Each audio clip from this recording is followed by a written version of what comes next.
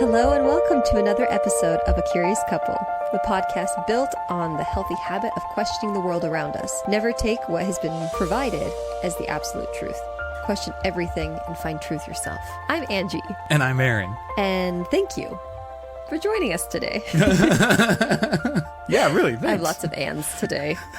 This episode has been a long time coming. We're just really excited to be making it and share what we've dug up with you. Yeah, today we're definitely talking about meditation. Absolutely. Yeah, I cannot wait if you couldn't tell.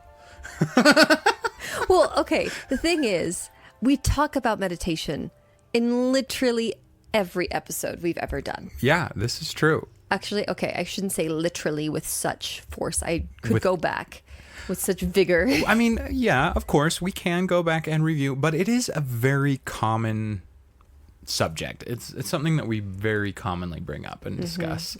And we've noticed that we bring it up in just kind of like a go meditate. And as we've talked to people, some people are intimidated by that word. And yeah. What? Nothing. Oh. I just make faces. Are you intimidated by that word? I am intimidated by the fact that I can't sit on a mountain and quiet my mind and hear the silence for hours. That's what intimidates me. That's okay. Like, not many people can. No, it's just so I am intimidated because I am still learning, and I've been doing it for maybe 2, almost 3 years. Consistently, meaning I'm really good at it for a while, and then I fall off, and then I get really good at it for a while. I mean, but that's saying something, because for 30 years prior to that, we never touched it. That's 28 years. You're me. like, excuse you, sir. You're the old one. As you drink from your Stanley. It's not a Stanley. This is the thermal flask. Oh, so it's a knockoff. It is a knockoff. I'd rather have a knockoff than a Stanley. Oh, no, I'm really excited to be talking about meditation because it is incredible. It is truly the gateway, the doorway to all the changes that you are looking for in your life. I view it as the foundation, a firm foundation. When I think about meditation, I think about that primary song we would sing as kids. Oh, the foolish man and the wise man? Yeah. The wise man built his house upon the rock. Learning to meditate is that rock. Once you have established that practice, no thing, no idea, nothing can take it from you. Exactly. It's phenomenal. But slow down. This is literally the intro. I need to dial it back. We have a follow-up that I am skipping. Let's follow up on last week's episode, Ange. What was our challenge last week? Last week's episode was all about sleep. Yes. And lack of it. And how to get better sleep. Yes. So, for me, I took on the challenge of trying to create a better night routine. Excuse me. And me being the whimsical person I am, I tried to take on the mentality of every 90s movie, there's this like montage, like you think of like Legally Blonde, where she's getting the hairbrush and her barrettes. It's a perfect day. That's the song that plays in Legally Blonde. Yes, it is. But I swear, they even have it in Emperor's New Groove, where they have the whole getting ready vibe. Oh, yeah. That is how good I want to feel every morning when I wake up. But I also want the flip side of that whenever I go to sleep. I want to have this just, I am in my zone, zen, ready for sleep because I deserve it. So I've been doing a lot of skincare stuff that I'm really trying to work on, and lots of water. I've been doing some lavender oils and some eucalyptus oils to just try and soothe myself, and it's been working really well. But then we also went on a lake trip, and so that kind of that was a wrench in the gears. But we did get to bed. We did. Eventually. We had a lot of fun. It was a good time. Bear Lake is a vibe. Oh, man. Well, that's fantastic. I hope that you've also been able to implement some sleep routines into your night. Get into your Elle Woods era. Yeah. The more we've looked at having a good morning, it all starts the night before. So, yeah. Hopefully it's working out. And if not, you can always try again. Start over. Weird. Right? It's the beautiful nature of this life. It's not over till it's over. Jinkies. Oh, man. But, on that note, Let's start at the very beginning. yeah, let's dive into meditation. Oh, meditation. A very good place to start. This is a big topic. And what I want to do first is give a roadmap for this episode because we're going to be covering on quite an expansive topic. So Weird. Weird for us. Hopefully we're not overreaching. We definitely are. Yeah. So the first thing we're going to get into here is the history of meditation, really where it comes from, its origin, the origin of the words, and the different words that are used to describe the activity itself. And then I want to get into the scientific benefits of meditation, what modern day science is telling us this practice can bring us. Yes. And then lastly, I want to get into how we can meditate because it is difficult. There's many people that I have run into, even trained psychologists and therapists, and they have told me, oh yeah, I tell all my clients to meditate. And then I ask them, yeah, do you meditate? And they're, oh no, I don't have the time. And so, but that seems to be the theme, is everybody understands that it is a good thing, but we just can't seem to find the time for it. So Like vegetables. So here we go. Let's dive in. We're going to talk a little bit more about the history of meditation, where it comes from, and what it is. Whenever you think of meditation, first thing that comes into my brain is some kind of Eastern world monk, Yeah. very Buddhist, very Eastern traditional Avatar, the Last Airbender kind of vibe. Yeah, with the legs crossed. Yeah, the Om. Usually And- bald. Yeah, and there's a reason for that posture, and we'll get into that a little bit later, but that's not meditation. Meditation can be at all times, at all places, and all things. So the earliest records of meditation come from the Vedic texts in India that date back to around 1500 BCE. So these texts describe meditative practices as a means to achieve spiritual enlightenment and self-realization. What's the Vedic texts? It's like Christians have the Bible, and the Bible is just an accumulation of all these books. And so the Vedic text there is accumulation of ancient Hinduist books. So Gotcha. they're different books within that, but they're all scripture. Gotcha. Well, then we also have Buddhism. Yeah. Meditation is central to Buddhist practice, Yes. with historical records indicating its use around the 6th to 5th centuries BCE. The Buddha himself, it is said, to have attained enlightenment through deep meditation. Exactly. The Buddha was a Hindu prince, and he attained enlightenment underneath a tree after he gave up all his worldly possessions. I would love to talk about the story of Siddhartha Gautama, the Buddha, Yeah. but yeah, I don't know if many people are aware of who he is. So Do we need to do one that's like Buddha, Christ, all these just like big I mean, spiritual we could figures? when you say big spiritual figures, what I hear is spiritual masters, because they all truly taught the same lessons. Right. They just had a different vocabulary, a different vernacular for their students to help them along the way. Now, now with Buddhism, we also have Taoism or Taoism, depending on how you like to pronounce it. But You're all wrong. That comes from ancient China. So Taoist meditation practices were developed to harmonize the body, mind, and spirit, and to achieve longevity and spiritual insight. So if you notice a trend here, as we're talking about these ancient origins, they all have to do with harmony, which sounds a lot like heaven, and they're harmonizing the three bodies: body, your physical body, your mind, and your spirit. We also have ancient Egypt and Greece. Meditation practices were also present in those times and in those places. They were used for spiritual and philosophical contemplation. So expanding your mind. And I imagine mind, spirit, body. It's all, guys, it's all the same thing. It's all very universal. Other than, This is all very Eastern, and when it came over to the West, it changed quite a bit. The English word meditation is derived from the Latin word medito, which is to think, to contemplate, devise, ponder, anything of those deep reflective thoughts. And then an old French influence on it is, and I'm probably going to pronounce this wrong, meditation, which is... I would have no clue, so A+ on your French.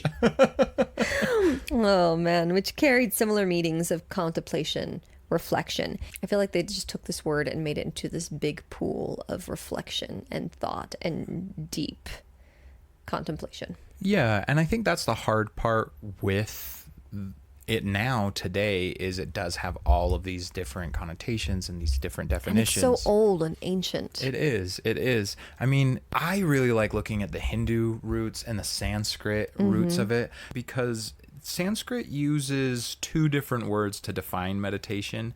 And in truth, it is two different activities when you start looking at it deeper. And the word meditation kind of encapsulates both of them. So I want to break them up a little bit. So the first Sanskrit word used for meditation is dhyana. And this word means meditate, contemplation, absorption. It is the term that is central to many different practices and religions, Hinduism being definitely one. But this is the term that is used for the act of meditating, the act of stilling the mind, settling the emotions, calming the body. Then, once that is all calmed and settled and set, you reach the meditative state, which is that natural state of our consciousness, of our being. It is a natural state of pure joy, love, bliss, all of the beautiful emotions. And this in Sanskrit is called samadhi. We're going to be talking about samadhi and dhyana a little bit later as we talk about Raja Yoga in our How You Meditate section. But samadhi is that meditative state. It is when all things are calm and you have become one with the universe at large. It's really nice to understand the difference between a meditative state and the act of meditation. I think it's also really interesting because this has been such an ancient practice for thousands and thousands of years, and seeing it move from the East into the Western world and being modernized is extremely interesting.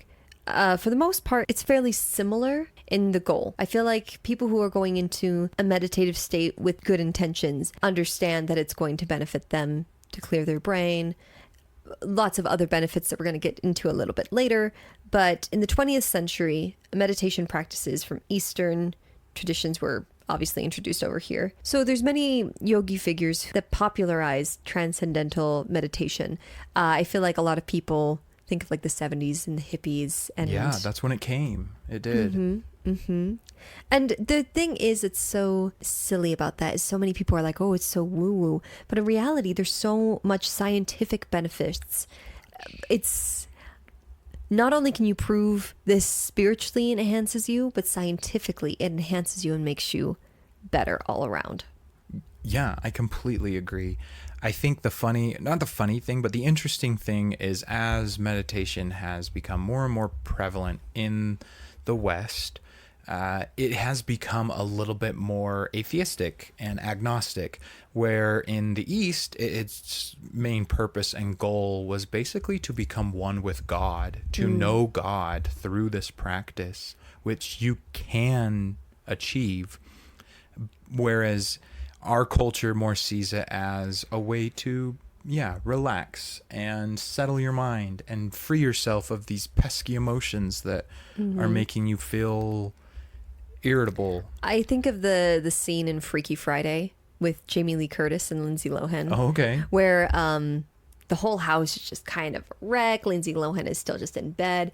And you got Jamie Lee Curtis, who is supposed to be this epitome of perfect control, all this jazz. There's a little scene with her and she's meditating. And then she pauses halfway through and like paints her nails. And then she goes back and meditates all over again. It's that. And doesn't she blow on them yeah, while she blows them while she's too? meditating. Which I'm not saying that's a negative practice. I feel like many people just kind of go through the motions of it, where it's like, okay, this is supposed to be good for me. I'm going to do it. I'm going to double Not that I've never done that before, done like something while I'm meditating, which you can do, but I feel like that's kind of like the American version of meditation. That makes sense. I love that you bring that visual up because, again, there's no wrong way to meditate. It is not a bad thing to take a moment and just breathe and recenter with yourself. You don't need to become one with the universe in all senses every time you sit down.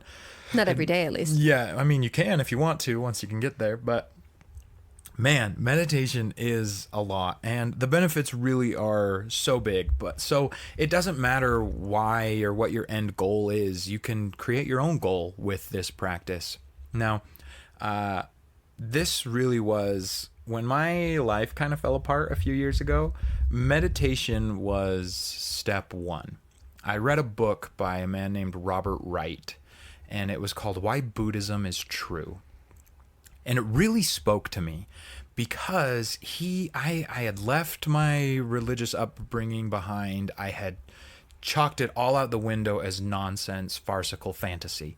And I was hurt and upset, and I didn't trust anyone who even mentioned a belief in the supernatural. And so Robert Wright takes meditation and he talks about it in a very scientific manner.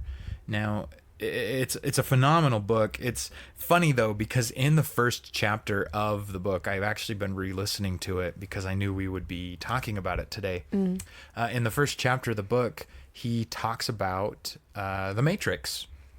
Weird. Right? The Matrix film. Now, meditation, we do all have our own connotations with it. Some of us, we have that Calm app. We have guided meditations on YouTube. We have Jamie Lee Curtis painting her fingernails while meditating. There's many different ways. But Robert Wright, in the beginning of this book, says meditation is the true real life red pill, blue pill scenario. So if you are looking to awaken, if you are looking for that red pill, it is through meditation that you will find it. He goes on to talk about meditation being so powerful because it helps with mental clarity and emotional stability. I really like the depiction of Inside Out. Oh, okay. I do, and I use that a lot in my meditative practice at the beginning, because if you are not your thoughts, then who are you? If you are not your emotions, then who are you? When we watch Inside Out, where's Riley? Riley's not joy. That's Amy Poehler. Riley's not sadness. That's Phyllis from The Office. You know what I mean? That's fear is Bill Hader. Was Bill Hader. Anyways, I digress. I'm not upset. What I mean here is Riley in Inside Out is the observer of all these things. Now, the goal of meditation is when Joy walks up and starts smashing her control panel in Riley's brain, or sadness goes up and starts flipping switches, Riley gets to choose whether or not, or how, or to which degree those emotions influence her actions. So, red pill, blue pill, how much free will do you really have? Are you making your choices, or is sadness in your brain flipping a switch and you instantly do what it says? Or does anger go in and pound on the control panel and you instantly flare off? Is that free will? That is the question that Robert Wright asks at the beginning of this book, and it blew my brain open. Yeah, a lot of other things that he talks about in this book is he talks a lot about natural selection. I love the way he talks about anything spiritual in this book because it is very scientifically based. And with the natural selection, it's how our brain was basically wired from the beginning of time to basically survive. Obviously, we're not cavemen anymore. And I feel like because we have no longer got that root fear and energy controlling our lives, for the most part, we've developed other problems like anxiety and depression, more intellectual issues rather than survival issues. And meditation is one of those things that can bring you centered and bring you back and be able to help clear those muddy, I don't want to call them emotions, but Yeah, anything. I love that you bring up the natural selection, because natural selection, Robert Wright says, its only goal is to get its genes into the next generation. That's the only purpose of it. And so that goal doesn't really equate to the individual's happiness, Right. the individual's success, the individual's fulfillment.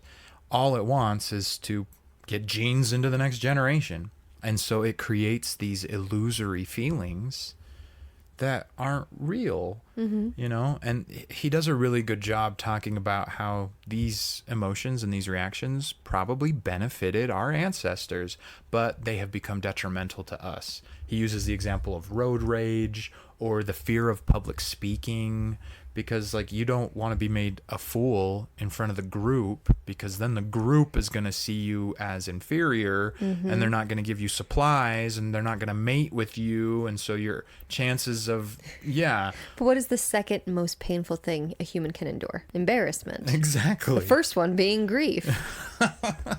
Like forget labor, forget kidney stones. Oh, grief. That's Grief. a lot. I would love to talk about grief.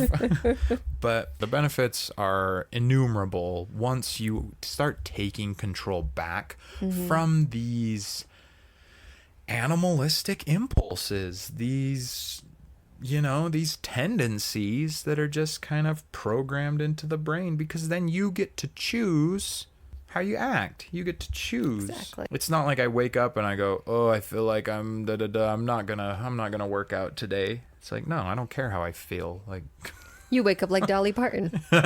exactly. You listen to Perfect Day and brush your hair. Oh man. Working 9 to 5. And then the next one I want to talk about, the next book I want to talk about, and is several books actually. It's an author named Joe Dispenza. Joe Dispenza. Now, if you haven't heard of Joe Dispenza, he's quite a phenomenal individual. He gets some heat, but it's interesting. A lot of these spiritual teachers get heat. Yeah. And it's usually from people who just don't believe that it's true. And that's the thing. I feel like everybody gets heat for everything. And Joe Dispenza, he has some pretty fantastical claims out there. Yeah. His books are titled Becoming Superhuman, You Are the Placebo, Breaking the Habit of Being Yourself. They're all very big promises in his books. But And that's the thing. And maybe I'm just drinking this Kool-Aid, but I do believe that what he is claiming is true. But I think it's also depending on the dedication of the person taking over. Because sure, using Joe Dispenza, you could heal yourself, but do you have Joe Dispenza belief levels? exactly. Like, So his story, he basically reconstructed his spine after being run over by a bronco. through meditation. And so he has some pretty big claims that you can change your life at fundamental levels through this practice. The first thing that he talks about in all of his books is that meditation, what it does in our physiology, in our brain, is it changes our brainwave patterns. So if you're unfamiliar, we have different levels of brainwaves that we operate on at different times of the day. Like right now, as we're recording this episode, or while you're out ordering at Starbucks, you are in beta waves, right? You are in high beta waves. You're problem solving, you're observing, you're moving about, you're thinking about things, high beta waves. When you start meditating, the goal is to drop into these bigger, slower brainwave states, which are the delta and the theta waves. And what you want to do is dip into the subconscious, or he really likes to equate it to a computer program, like the firmware, which is that deeper level. Yeah. And if you can do that through a meditative state, then you can influence that subconscious, that firmware, and embed new ideas, new beliefs. This is where a lot of people struggle with like doubt. If you are someone that constantly struggles with self-worth and doubt, it might be a subconscious belief that you picked up somewhere in life, who knows where, but it's in there and you're just fighting against it.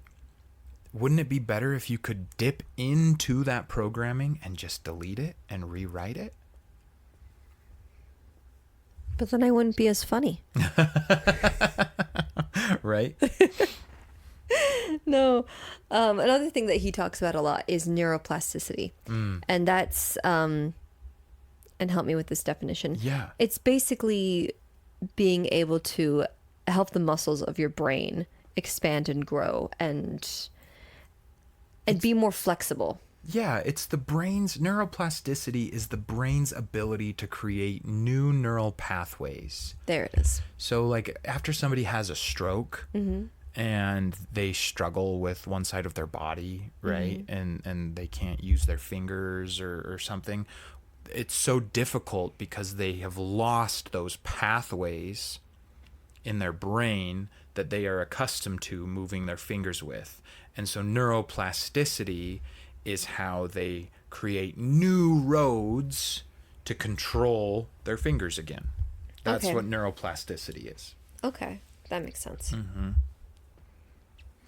He also talks about boosting the immune system. Like we mentioned at the beginning, he does have these phenomenal claims. If you read his book, You Are the Placebo, it's all about spontaneous, miraculous even recoveries of Parkinson's, of cancer, of MS, of these truly incurable diseases through meditation. And again, this is why he gets heat, is because it's a big claim. It's a big claim, and it's worked for some people and it hasn't worked for others. Exactly. And so when the people that it doesn't work for, they write him off as a charlatan. But I don't know. There's really no way to know except for unless it's you. No, exactly. Exactly. And I think I kind of touched on this earlier a little bit with meditation helping reduce stress and anxiety. The reason it does that is because of cortisol levels. So if you can lower your cortisol levels, you'll be able to, the way I think of it, it just like quiets the anxiety and reduces the stress level. It literally just calms from your brain down. Yeah. The whole system that you're working with. Everything. It's so incredible. Okay, now my favorite. Done with Joe Dispenza. Look him up though if you haven't, and give him a good honest evaluation. Go take a look. I personally really like he has a guided meditation that makes you feel like the main character in your story. Yeah.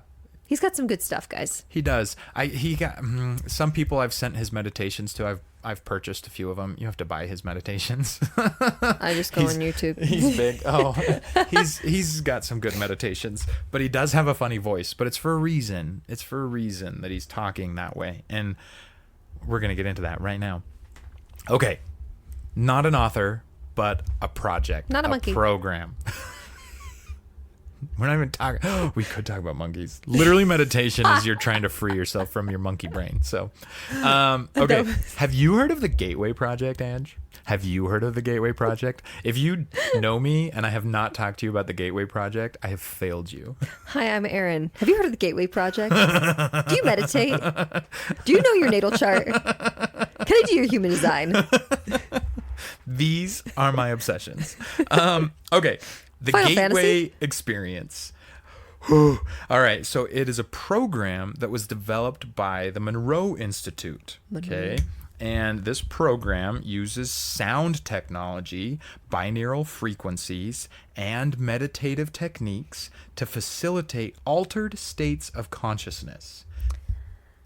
Basically, think of 11 in Stranger Things. Yes, because the CIA got involved Dun, dun, dun. during the Cold War. Like, this is basically, if you've seen Stranger Things and you've seen 11, this is what was happening. This is the real life version of it. There was this program, they're studying brains, they've got things, and they're messing with stuff. Trying to see if people can do telekinesis. And time travel and move things and, telepathy and... So the CIA got involved during the Cold War, Okay. They threw a bunch of money at this, and it's incredible what they discovered.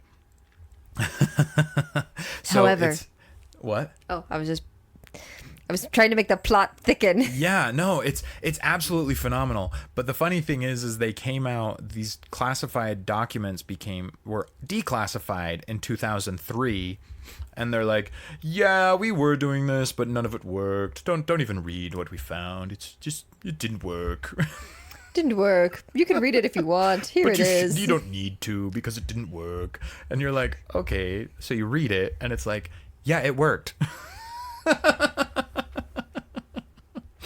Oh man. So the Gateway experience, it found that through a series of audio exercises, so guided meditations, that are designed to synchronize the brain's hemispheres.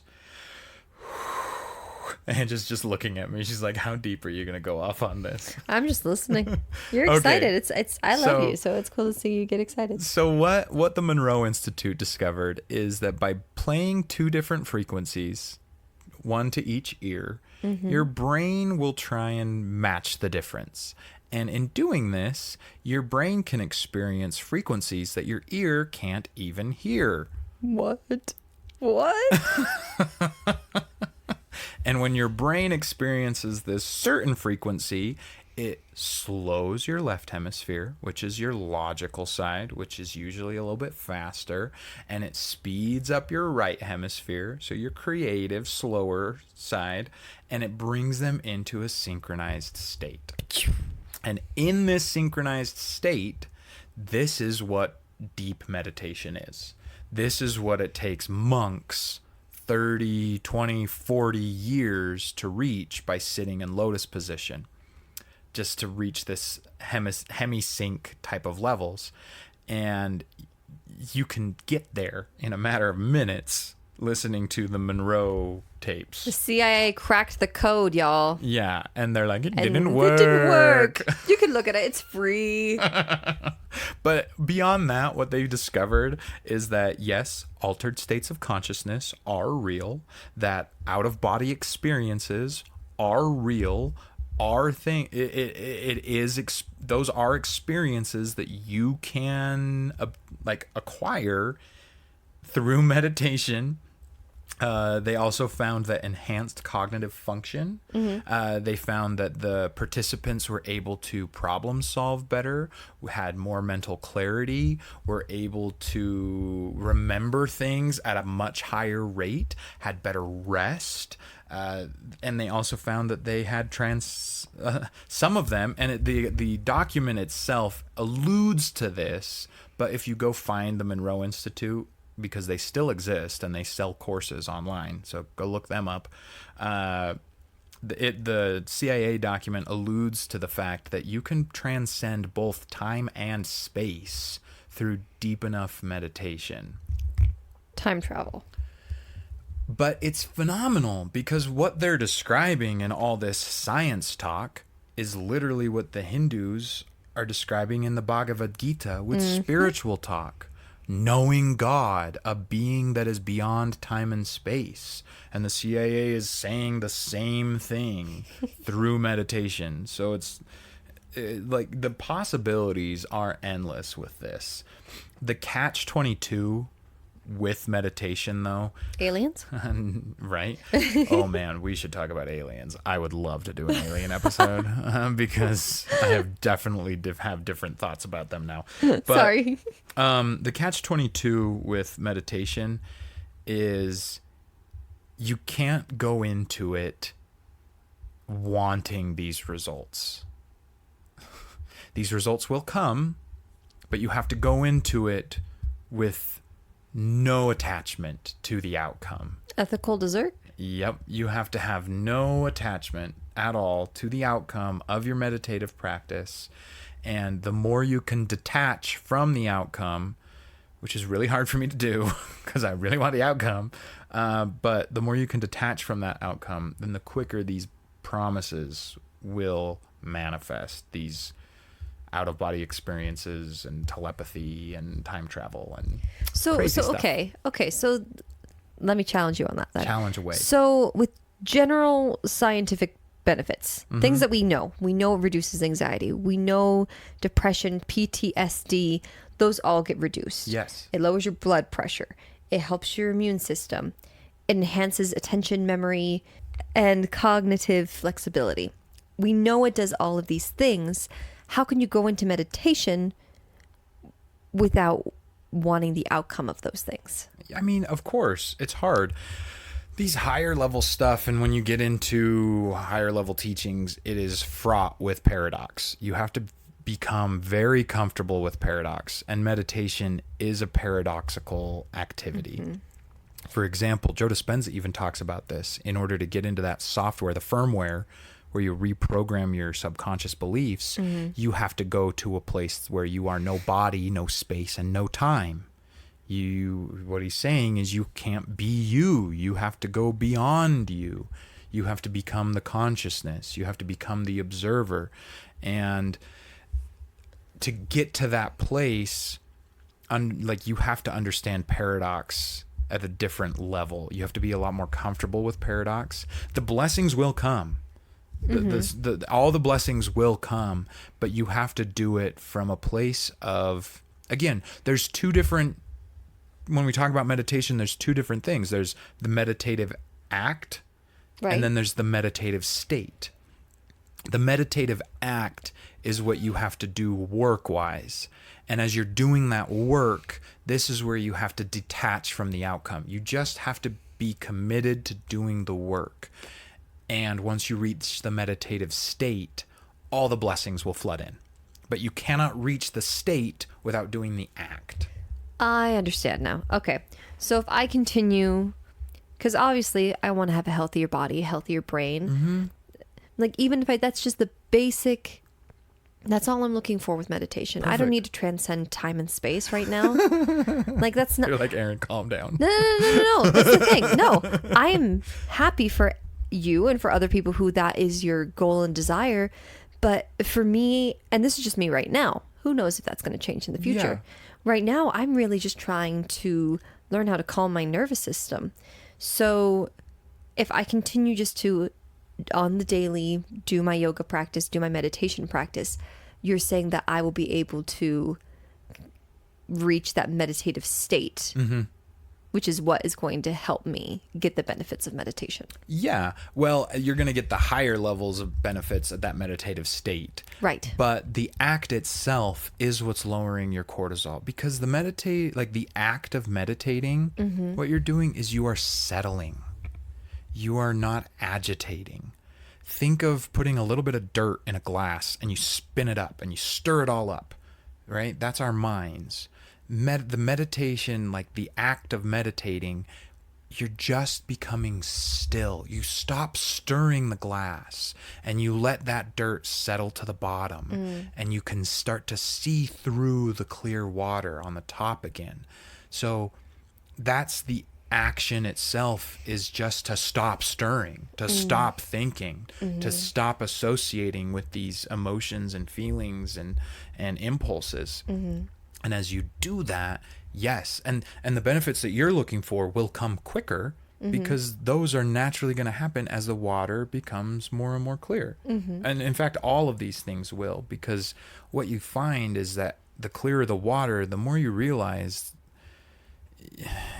I mean, this all leads, like these higher level stuff, you're going to go through ego deaths. You're going to see yourself. Have you ever said a word like 1,000 times and it loses its meaning? You just go bridge, bridge, bridge, bridge, bridge, bridge, bridge, bridge, bridge, bridge, bridge, bridge. You can meditate in that way by like focusing on your physical body. If you focus on your a spot in your body, you focus on your toe or on something that's giving you pain even, the more you focus on it, the less it is you. Right. And the more it's that thing. So wait a minute. So, okay, our next thing is types of meditation. Where would that fall into type of meditation? So that's a mindfulness meditation practice. Mindfulness meditation is just to observe the mind. Okay. It's what Robert Wright talks about. It's what Joe Dispenza talks about. It's my favorite type of meditation because it's really just the whole practice is just stop stirring the glass, let the water settle. The visualization I used at the beginning of mine was at a train station. I would see thoughts start to form or impulses start to form, and my goal was to just observe them, drive by, and not to get on the train. Right.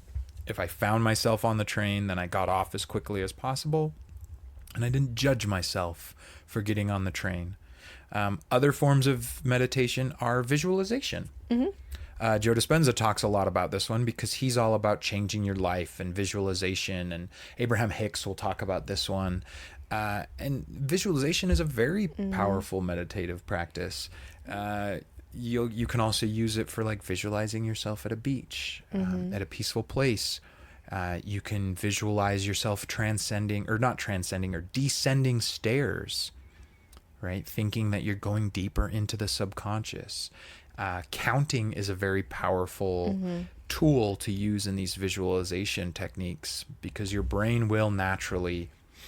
I struggled with counting for a long time. I'm like, what's the difference between 9 and 10? And it's like, don't worry about it. Just feel it. Yeah. The other one that I like talking about is mantra meditation. Yeah. People sometimes struggle with mantra meditation because mantras, you're just saying a word over and over and over and over.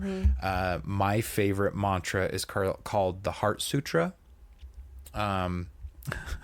And you just say the same thing on repeat. So the Heart Sutra, you go gate, gate, gate, paragate, parasamgate, bodhi, swaha. So you just say this over and over and over. And these are Sanskrit words with different meanings. And frequencies. And as you're saying them, what it does is it forces your brain to focus fully on the mantra. And again, you're saying it over and over and over and over. When I do the Heart Sutra, it's like I'm singing it. I take in a deep breath. Gate.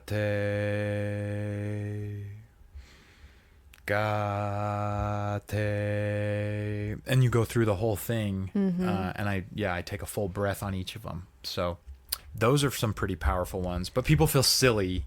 Exactly. Chanting. I was just about to say, that's why a lot of people don't like the Joe Dispenza meditations, because he talks in this frequency and then he's up here and then he goes here. And that's because, and we've talked about this with like our music episode, frequencies and sound. Our whole world is full of frequencies. So being able to literally tune yourself is extremely important. And it's just a deeper level of tuning your body, quite literally. And sound meditation is one way. I'm sure everybody knows the sound bowls, the rain sticks. Any of those beautiful tools that you can use. And I would even put guided meditations under sound meditation, because you just tune in with your ears. And so you abandon the other senses and you're just tuning in with your ears. Sound meditations are really powerful. You'll probably get the quickest results as a beginner with sound meditation. Again, because sound and music are magic, and these are all basically songs and spells. Just saying. Let's jump into the philosophic contemplation type of meditation. That's reflecting on spiritual texts and teachings to gain deeper insights on the nature of reality, really. It's reading these deeper texts, these writings of spiritual teachers and gurus, and it's almost taking scripture and pondering and really taking that into thought and letting it kind of saturate in your brain. It's said that the monks of the masters would take 2 weeks on each verse of scripture. And they would not move on or read the following verse until they had meditated and mastered a single verse. If you meditate on a philosophical idea or a problem or any of that, it will open up to you. It will. It will. And now meditation, I think it's helpful to talk about, especially when we talk about the philosophic contemplation, it's not thought. Meditation is not thinking. Thinking is a tool that we use in our day-to-day life. Meditation is going beyond that. And so in a philosophic one, you would probably chant it in your head. You could chant the words in your head, or you could just have a single word itself, like love, and meditate on that.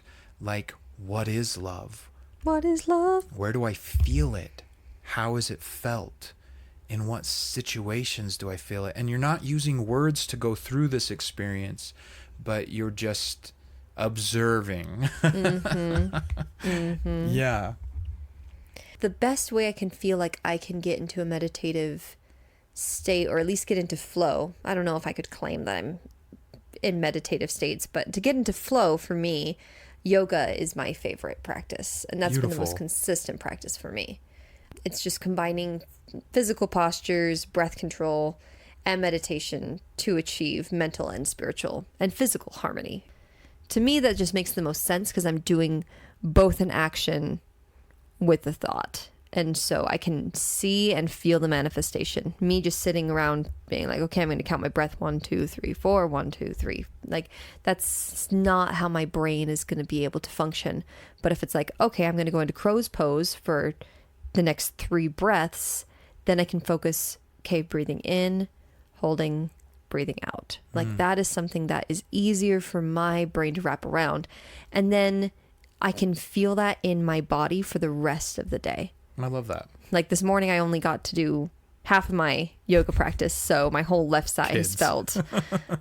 I love parenthood. Yeah, it's fantastic. But it's chaos. It's chaos.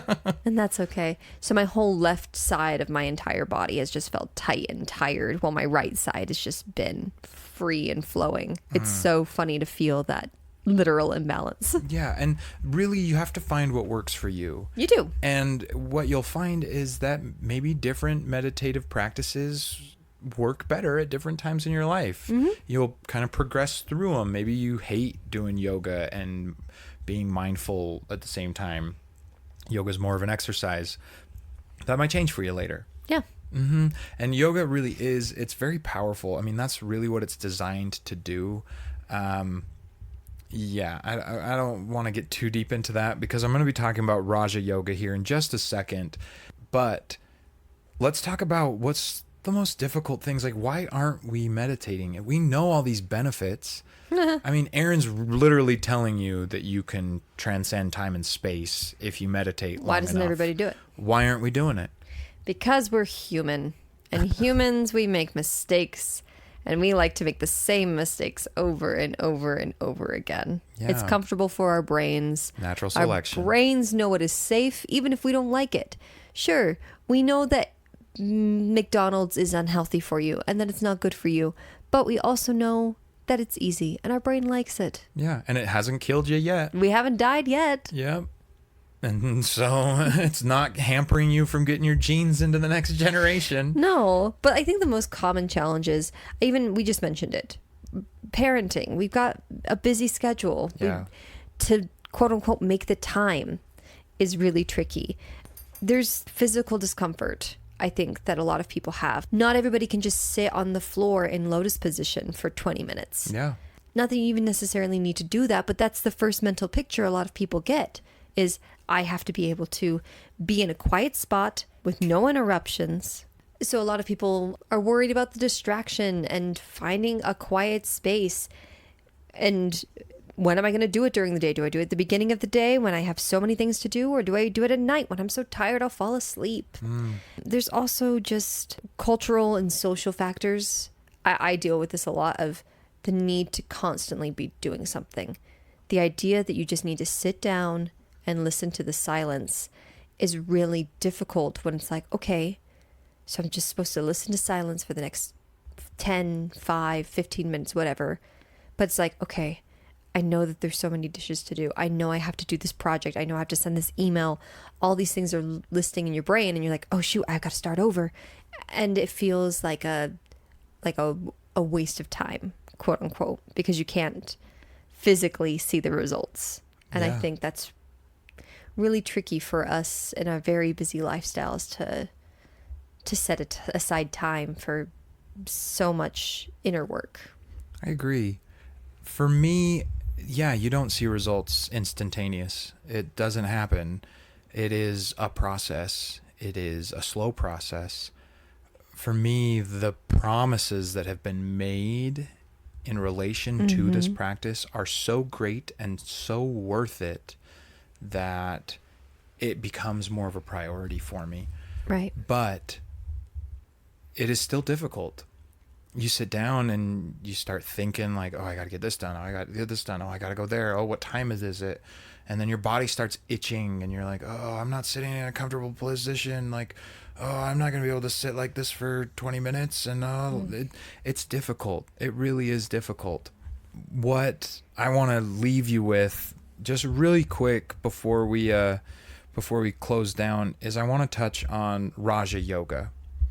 Raja Yoga teaches us how to meditate. It is the combination of 3 other yogas, but it's Patanjali's Yoga Sutras. And what it tells us is truly to meditate, we first need to relax, right? What we're trying to do is to stop agitating the water. We're not going to stir up that jar with a little bit of dirt in it anymore. We're just going to let it settle.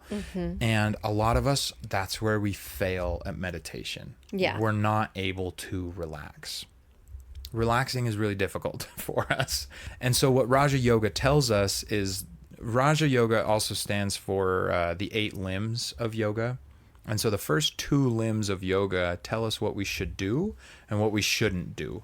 And they call these the yamas and the niyamas.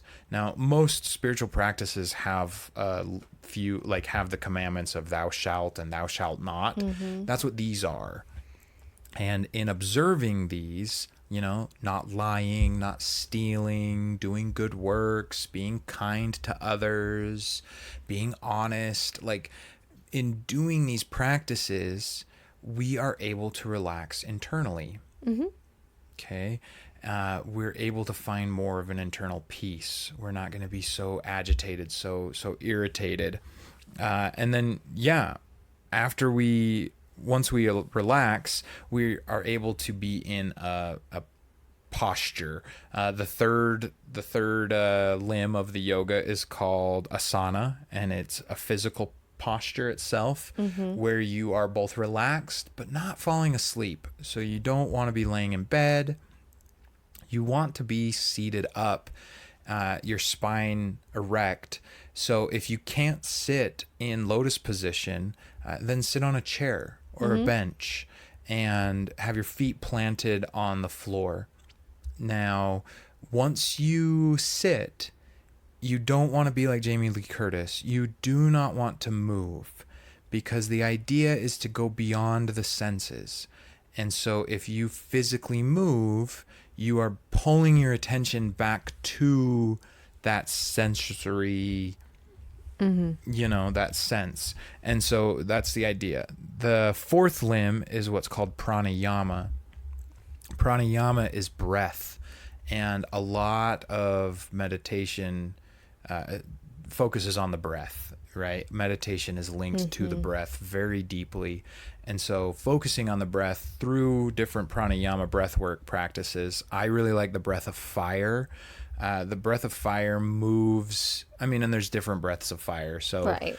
The one that I use, it's pulling energy up the spine. So I breathe in for as long as I can through my nostrils, and I mentally say the word hum. So, and during that whole inhale, I'm saying hum in my mind. And then with my diaphragm, I'm going to rapidly exhale and go sa. And that is going to be the pranayama breath work. So hum sa, hum sa. You want the exhale to be short. Prana, oh man, prana is life energy. It's all around us. And so in breathing this way, what you're doing is you're drawing in more energy than expending it. And so you're pulling that energy in for meditation. The fifth limb of Raja Yoga is to withdraw from all the senses. So after you do this breath work for a while, then you cease and you become the observer. You just watch, you feel, you listen.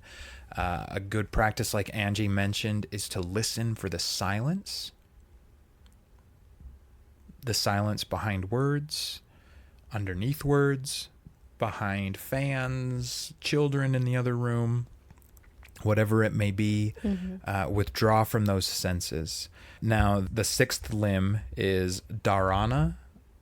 And dharana is that of concentration. So it's concentrating the mind. Now, the idea here is you want to become, the difference between like the sun shining and then when you have a magnifying glass and you can burn a leaf with it, right, at the right angle. You want to be so concentrated that you become a laser. Yeah. Another way I've heard it said is you think concentration is just being still, but it's actually in so much more than that. It's being where you are right when you are, being completely present, not somewhere in the past or future. Yes. And through all of this, you're not thinking about what you're going to be doing tomorrow night. You're not thinking at all. You are literally just observing, and you're so concentrated on what you are experiencing and what you're observing that there's truly no room for anything else.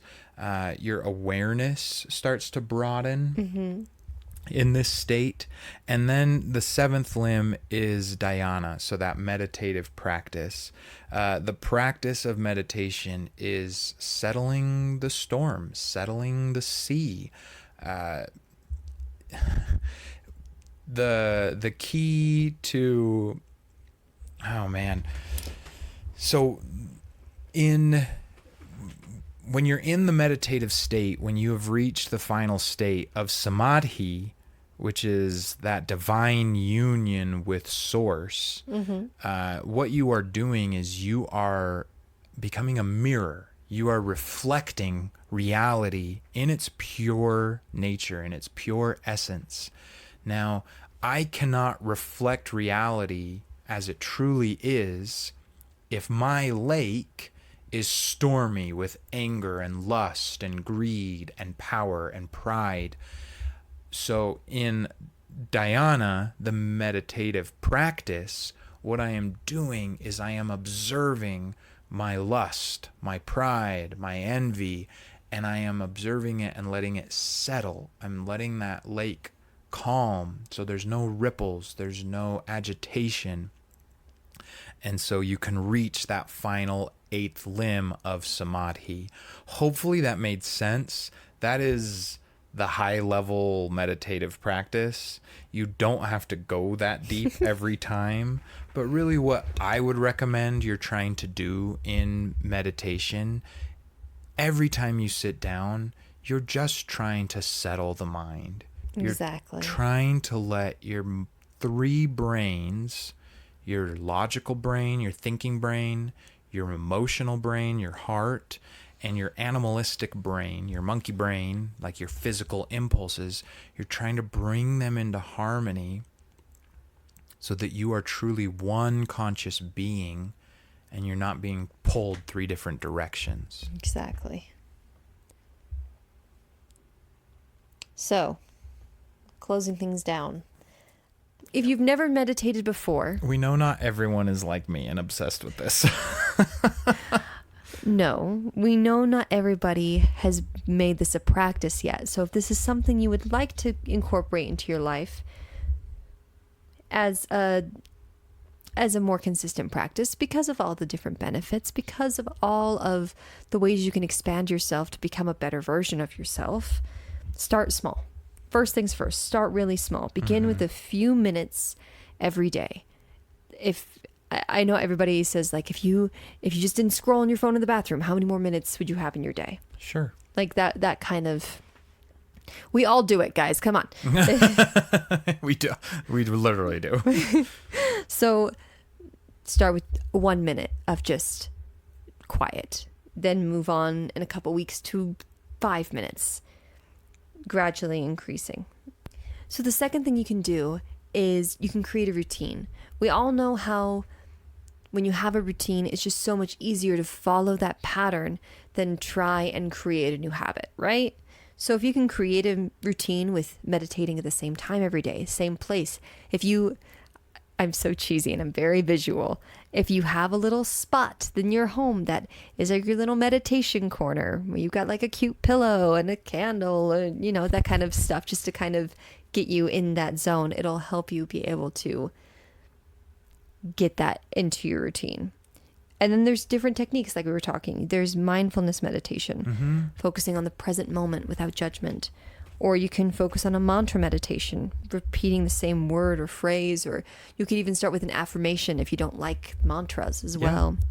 There's also guided meditation, sound meditation, some audio guide that will lead you through the process. That's going to be your third task, is figuring out what technique is going to work best for you, and just kind of finding the zen within that. And then our fourth tip on how to meditate would be just overcoming the challenges. Be kind to yourself. Understand that you're going to be creating something new for yourself to do, and you're going to be making mistakes. If you hear a sound or you start thinking about your to-do list while you're meditating, you can't beat yourself up about it, because then you're just thinking about beating yourself up and you're not doing it anyway. Yeah. Non-judgmental. There's no wrong way to do it. There's no wrong way to start.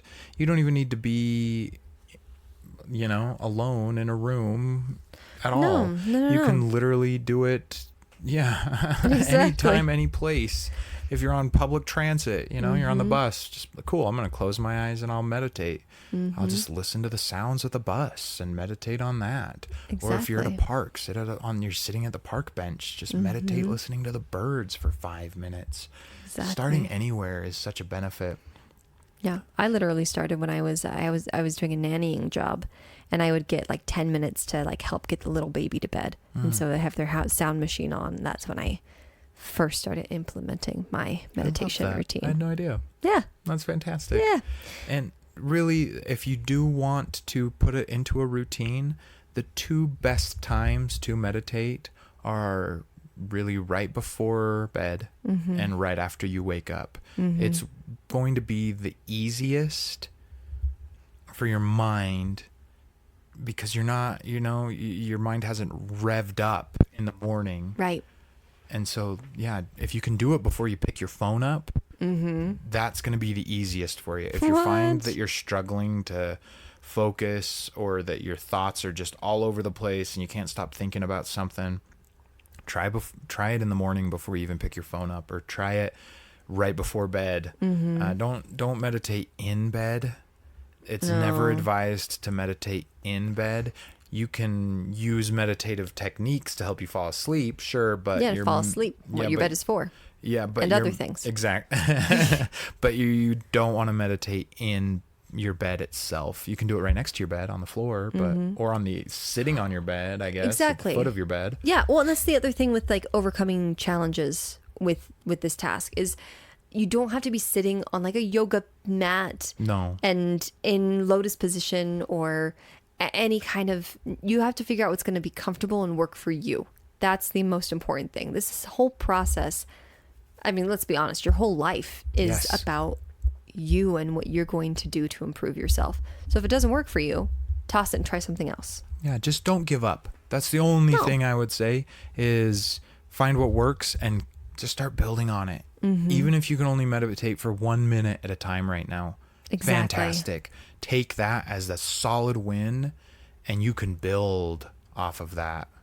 Yeah. For sure. And there's so many different support systems you've got. You have so many people on social media. I'm sure that even if you just asked your friends, that some of them have meditative practices that they do.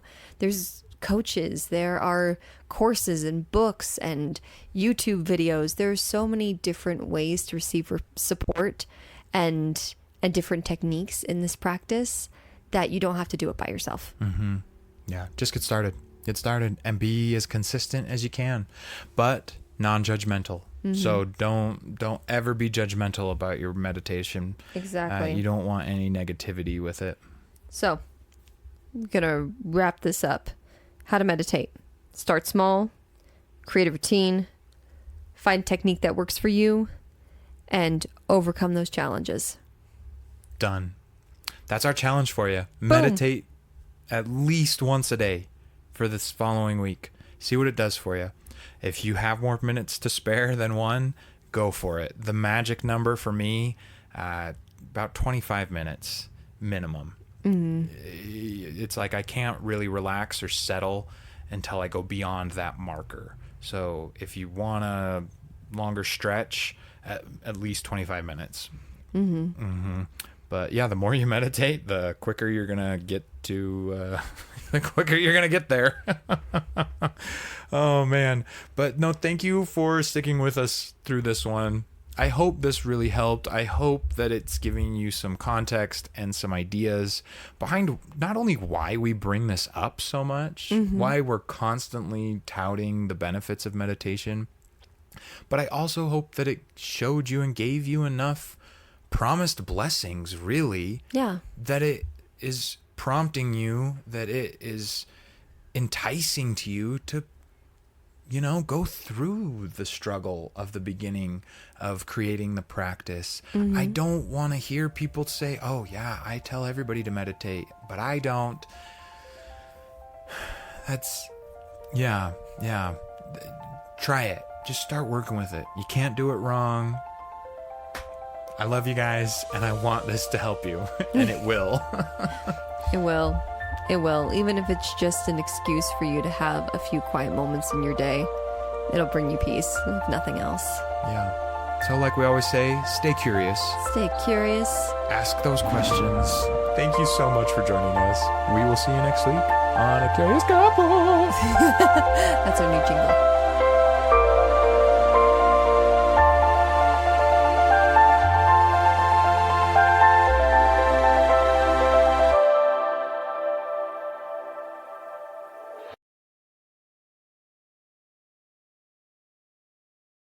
Curious Couple, where we are curious with other couples. Oh, that's another kind of podcast.